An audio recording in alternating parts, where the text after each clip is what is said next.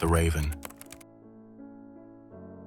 Once upon a midnight dreary, while I pondered weak and weary over many a quaint and curious volume of forgotten lore, while I nodded, nearly napping, suddenly there came a tapping, as of someone gently rapping at my chamber door. "'Tis some visitor," I muttered, "tapping at my chamber door, only this, and nothing more." Ah, distinctly I remember it was in the bleak December, and each separate dying ember wrought its ghost upon the floor. Eagerly I wished the morrow, vainly I had sought to borrow from my books surcease of sorrow, sorrow for the lost Lenore, for the rare and radiant maiden whom the angels name Lenore, nameless here forevermore. And the silken, sad, uncertain rustling of each purple curtain thrilled me, filled me with fantastic terrors never felt before, so that now, to still the beating of my heart, I stood repeating, "'Tis some visitor entreating entrance at my chamber door, some late visitor entreating entrance at my chamber door. This it is, and nothing more." Presently my soul grew stronger. "Hesitating then no longer, sir," said I. "Or, madam, truly your forgiveness I implore. But the fact is I was napping, and so gently you came rapping, and so faintly you came tapping at my chamber door, that I scarce was sure I heard you. Here I opened wide the door, darkness there and nothing more. Deep into that darkness peering, long I stood there wondering, fearing, doubting, dreaming dreams no mortals ever dared to dream before. But the silence was unbroken, and the stillness gave no token, and the only word there spoken was the whispered word, Lenore. This I whispered, and an echo murmured back the word, Lenore. Merely this and nothing more. Back into the chamber turning, all my soul within me burning, soon again I heard a tapping somewhat louder than before. "Surely," said I, "surely that is something at my window lattice. Let me see then what thereat is, and this mystery explore. Let my heart be still a moment and this mystery explore. 'Tis the wind and nothing more."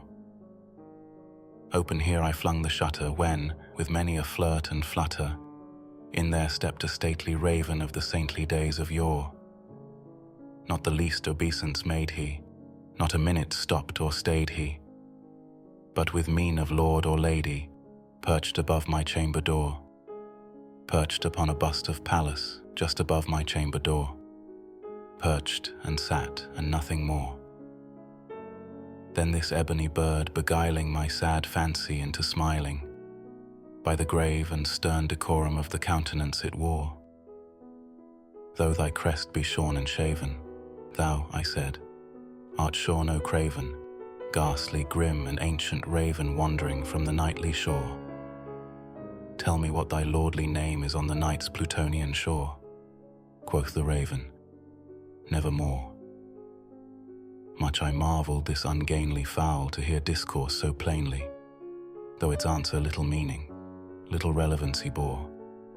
For we cannot help agreeing that no living human being ever yet was blessed with seeing bird above his chamber door, bird or beast upon the sculptured bust above his chamber door, with such name as Nevermore. But the raven, sitting lonely on the placid bust, spoke only that one word, as if his soul in that one word he did outpour. Nothing farther than he uttered, not a feather than he fluttered, till I scarcely more than muttered, "Other friends have flown before. On the morrow he will leave me, as my hopes have flown before." Then the bird said, "Nevermore." Startled at the stillness broken by reply so aptly spoken, "Doubtless," said I, "what it utters is its only stock and store, caught from some unhappy master whom unmerciful disaster followed fast and followed faster till his songs one burden bore, till the dirges of his hope that melancholy burden bore, of never, nevermore." But the raven still beguiling all my fancy into smiling, straight, I wheeled a cushioned seat in front of bird and bust and door. Then upon the velvet sinking I betook myself to linking, fancy unto fancy, thinking what this ominous bird of yore, what this grim, ungainly, ghastly, gaunt and ominous bird of yore, meant in croaking nevermore. This I sat engaged in guessing, but no syllable expressing, to the fowl whose fiery eyes now burned into my bosom's core. This and more I sat divining, with my head at ease reclining, on the cushion's velvet lining that the lamplight gloated o'er, but whose velvet violet lining with the lamplight gloating o'er, she shall press, nevermore. Then methought the air grew denser, perfumed from an unseen censer, swung by seraphim whose footfalls tinkled on the tufted floor. Wretch, I cried, thy God hath lent thee, by these angels he hath sent thee, respite, and nepenthe from thy memories of Lenore. Quaff, oh quaff this kind nepenthe, and forget this lost Lenore, quoth the raven, nevermore. Prophet, said I, thing of evil, prophet still if bird or devil, whether tempter sent or whether tempest tossed thee here ashore, desolate yet all undaunted, on this desert land enchanted, on this home by horror haunted, tell me truly I implore, is there balm in Gilead?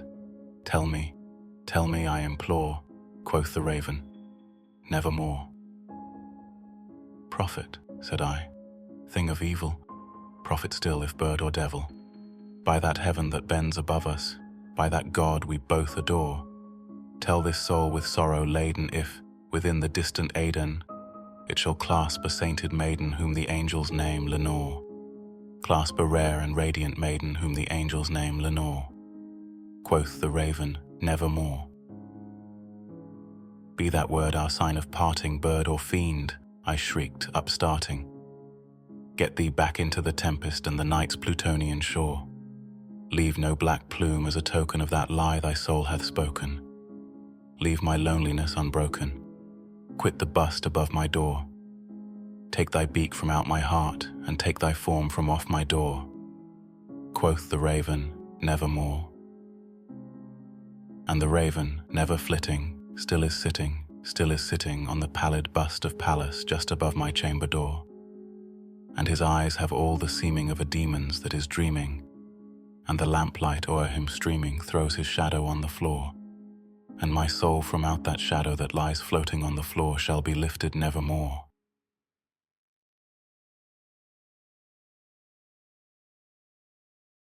Annabel Lee.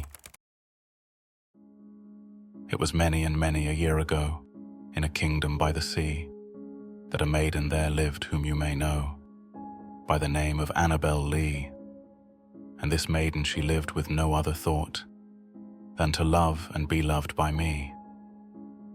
I was a child, and she was a child, in this kingdom by the sea. But we loved with a love that was more than love. I and my Annabel Lee, with a love that the winged seraphs of heaven coveted her and me. And this was the reason that long ago, in this kingdom by the sea, a wind blew out of a cloud, chilling my beautiful Annabel Lee, so that her highborn kinsman came and bore her away from me to shut her up in a sepulchre in this kingdom by the sea. The angels, not half so happy in heaven, went envying her and me. Yes, that was the reason, as all men know, in this kingdom by the sea, that the wind came out of the cloud by night, chilling and killing my Annabel Lee.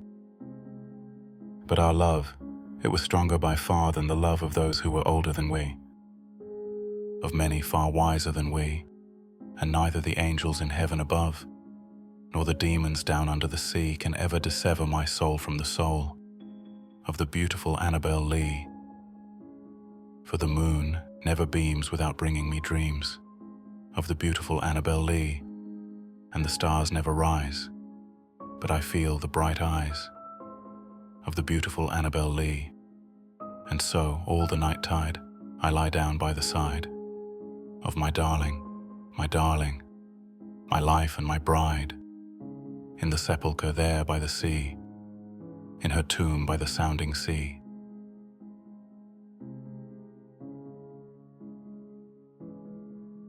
A dream within a dream. Take this kiss upon the brow, and in parting from you now, thus much let me avow, you are not wrong who deem that my days have been a dream. Yet if hope has flown away, in a night or in a day, in a vision or in none, is it therefore the less gone? All that we see or seem is but a dream within a dream. I stand amid the roar of a surf-tormented shore, and I hold within my hand grains of the golden sand, how few, yet how they creep through my fingers to the deep, while I weep, while I weep. O God, can I not grasp them with a tighter clasp? O God, can I not save one from the pitiless wave? Is all that we see or seem but a dream within a dream?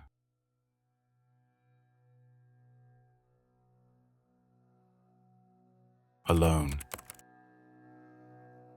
From childhood's hour I have not been as others were.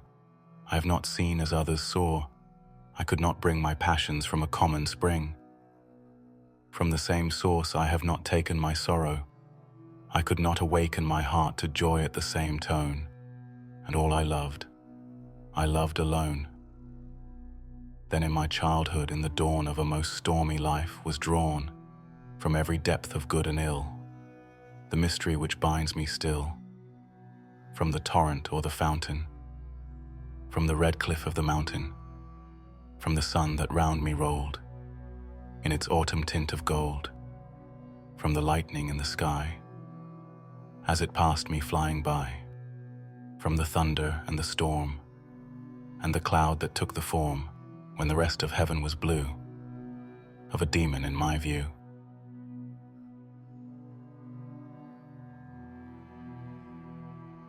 Eldorado. Gaily bedight, a gallant knight, in sunshine and in shadow, had journeyed long, singing a song, in search of Eldorado. But he grew old, this knight so bold, and o'er his heart a shadow fell as he found no spot of ground that looked like Eldorado. And as his strength failed him at length, he met a pilgrim shadow. "Shadow," said he, "where can it be, this land of Eldorado?" "Over the mountains of the moon, down the valley of the shadow. Ride, boldly ride," the shade replied, "if you seek for Eldorado."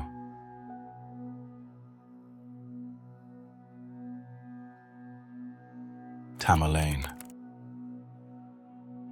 Kind solace in a dying hour, such, Father, is not now my theme. I will not madly deem that power of earth may shrive me of the sin unearthly pride hath revelled in. I have no time to dote or dream. You call it hope, that fire of fire. It is but agony of desire. If I can hope, O God, I can. Its fount is holier, more divine. I would not call thee fool, old man, but such is not a gift of thine. Know thou the secret of a spirit, bowed from its wild pride into shame. O yearning heart, I did inherit thy withering portion with the fame, the searing glory which hath shone amid the jewels of my throne, halo of hell, and with a pain.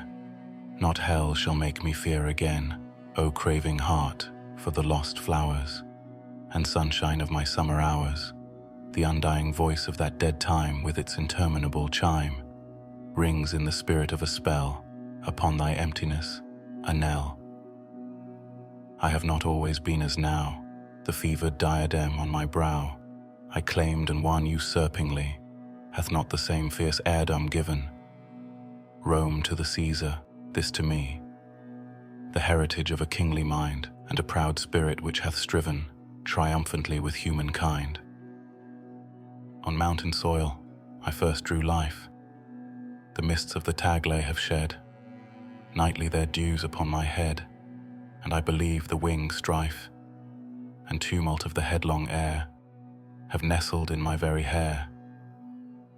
so late from heaven, that dew it fell, mid dreams of an unholy night, upon me with the touch of hell, while the red flashing of the light, from clouds that hung like banners o'er, appeared to my half-closing eye, the pageantry of monarchy, and the deep trumpet thunder's roar came hurriedly upon me, telling of human battle where my voice, my own voice, silly child, was swelling.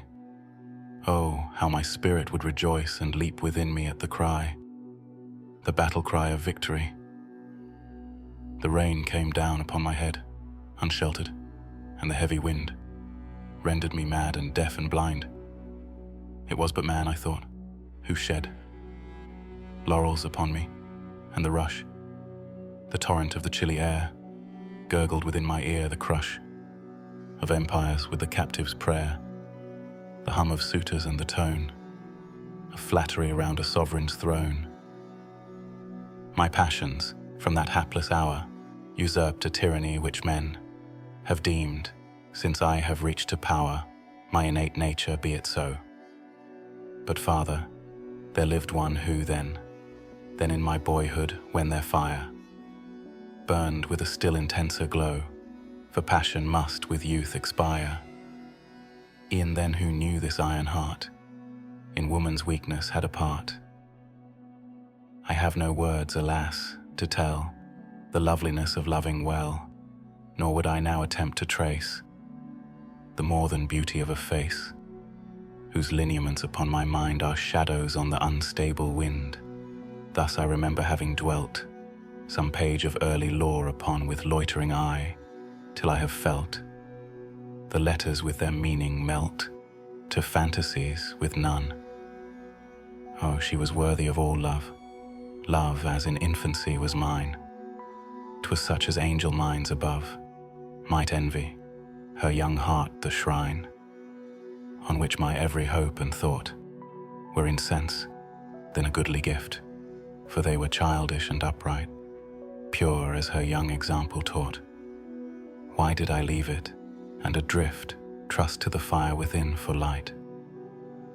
We grew in age and love together, roaming the forest and the wild, my breast her shield in wintry weather, and when the friendly sunshine smiled, and she would mark the opening skies, I saw no heaven but in her eyes.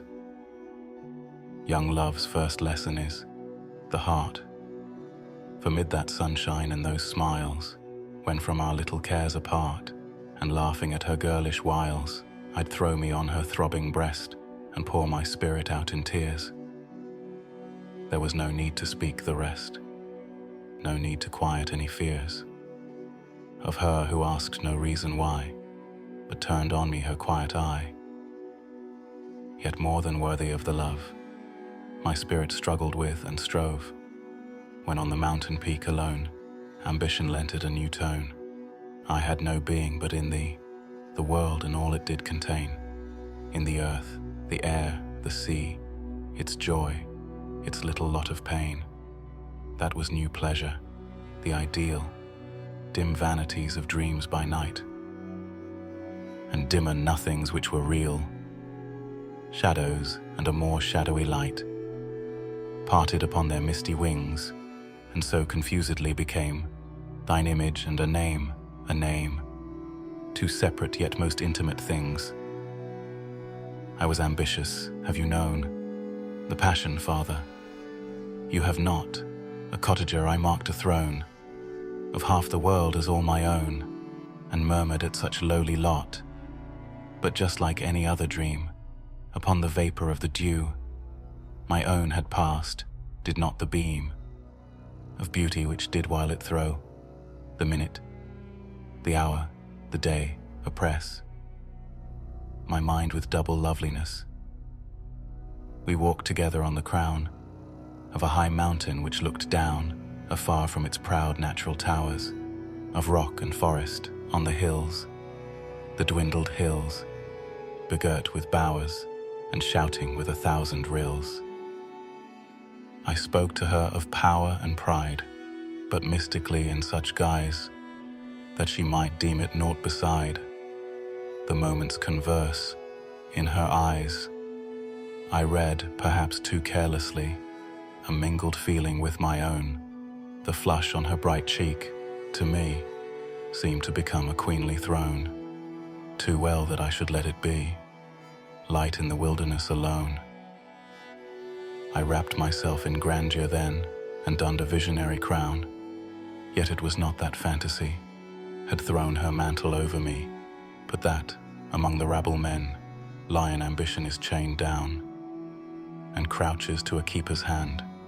Not so in deserts where the grand, the wild, the terrible conspire, with their own breath to fan his fire. Look round thee now on Samarkand. Is not she queen of earth, her pride above all cities, in her hand, their destinies in all beside, of glory which the world hath known? Stands she not nobly and alone, falling, her veriest stepping stone shall form the pedestal of a throne, and who her sovereign? Timur, he, whom the astonished people saw, striding o'er empires haughtily, a diademed outlaw. O human love, thou spirit given, on earth of all we hope in heaven, which fall'st into the soul like rain, upon the Siroc withered plain, and failing in thy power to bless, but leav'st the heart a wilderness, idea, which bindest life around, with music of so strange a sound, and beauty of so wild a birth. Farewell, for I have won the earth. When hope, the eagle that towered, could see no cliff beyond him in the sky, his pinions were bent droopingly, and homeward turned his softened eye. 'Twas sunset, when the sun will part. There comes a sullenness of heart to him who still would look upon the glory of the summer sun. That soul will hate the evening mist, so often lovely, and will list to the sound of the coming darkness, known to those whose spirits hearken as one, who in a dream of night would fly, but cannot from a danger nigh. What though the moon, the white moon, shed all the splendor of her noon?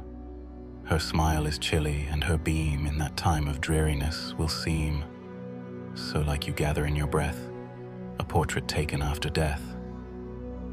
And boyhood is a summer sun, whose waning is the dreariest one.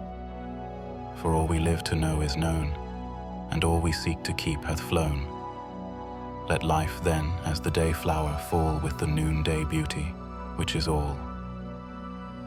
I reached my home no more, for all had flown who made it so. I passed from out its mossy door, and though my tread was soft and low, a voice came from the threshold stone of one whom I had earlier known. Oh, I defy thee, hell, to show on beds of fire that burn below a humbler heart, a deeper woe. Father, I firmly do believe, I know for death who comes for me, from regions of the blessed afar, where there is nothing to deceive, hath left his iron gate ajar, and rays of truth you cannot see are flashing through eternity. I do believe that Eblis hath a snare in every human path. Else how, when in the holy grove, I wandered of the idle love who daily scents his snowy wings with incense of burnt offerings from the most unpolluted things, whose pleasant bowers are yet so riven above with trellised rays from heaven. No mote may shun, no tiniest fly, the lightning of his eagle eye. How was it that ambition crept unseen amid the revels there, till growing bold, he laughed and leapt in the tangles of love's very hair?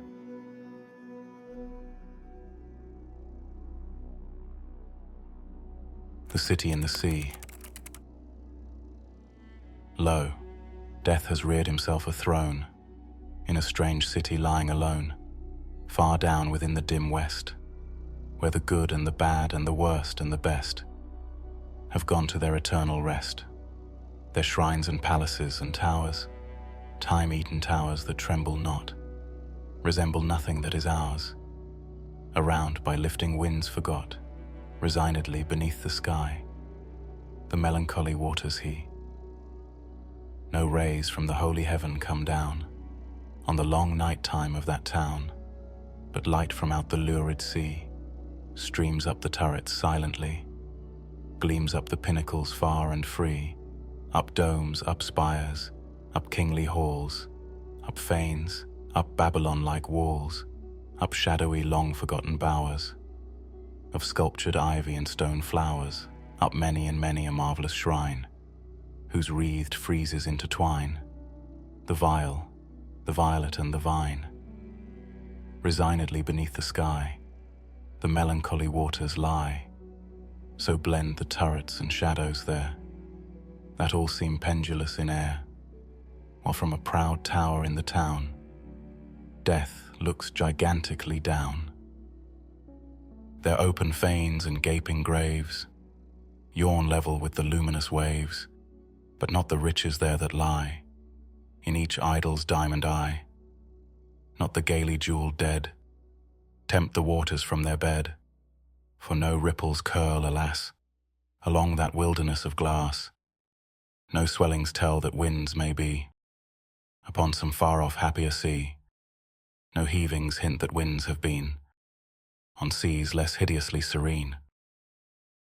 But lo, a stir is in the air, the wave, there is a movement there, as if the towers had thrust aside in slightly sinking the dull tide, as if their tops had feebly given a void within the filmy heaven.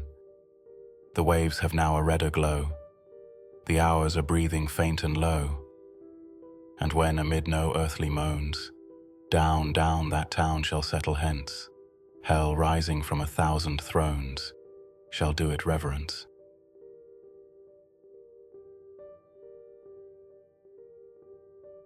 The Sleeper. At midnight in the month of June, I stand beneath the mystic moon.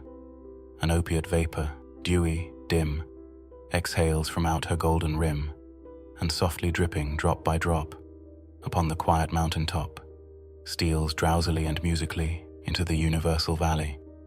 The rosemary nods upon the grave, the lily lolls upon the wave, wrapping the fog about its breast. The ruin moulders into rest, looking like Lethe, see, the lake, a conscious slumber seems to take, and would not, for the world, awake. All beauty sleeps, and lo, where lies Irene with her destinies? O Lady Bright, can it be right, this window open to the night? The wanton airs from the treetop, laughingly through the lattice drop. The bodiless airs, a wizard rout, flit through thy chamber in and out, and wave the curtain canopy, so fitfully, so fearfully, above the closed and fringed lid, neath which thy slumbering soul lies hid, that, o'er the floor and down the wall, like ghosts the shadows rise and fall. O lady dear, hast thou no fear? Why and what art thou dreaming here? Sure thou art come o'er far-off seas, a wonder to these garden trees. Strange is thy pallor, strange thy dress, strange above all thy length of tress, and this all solemn silentness. The lady sleeps. O may her sleep, which is enduring, so be deep. Heaven have her in its sacred keep. This chamber changed for one more holy, this bed for one more melancholy. I pray to God that she may lie forever with unopened eye, while the pale sheeted ghosts go by. My love, she sleeps. O may her sleep as it is lasting so be deep. Soft may the worms about her creep. Far in the forest dim and old, for her may some tall vault unfold, some vault that oft hath flung its black and winged panels fluttering back, triumphant o'er the crested palls of her grand family funerals. Some sepulchre, remote, alone, against whose portals she hath thrown, in childhood many an idle stone. Some tomb from out whose sounding door she ne'er shall force an echo more, thrilling to think, poor child of sin, it was the dead who groaned within.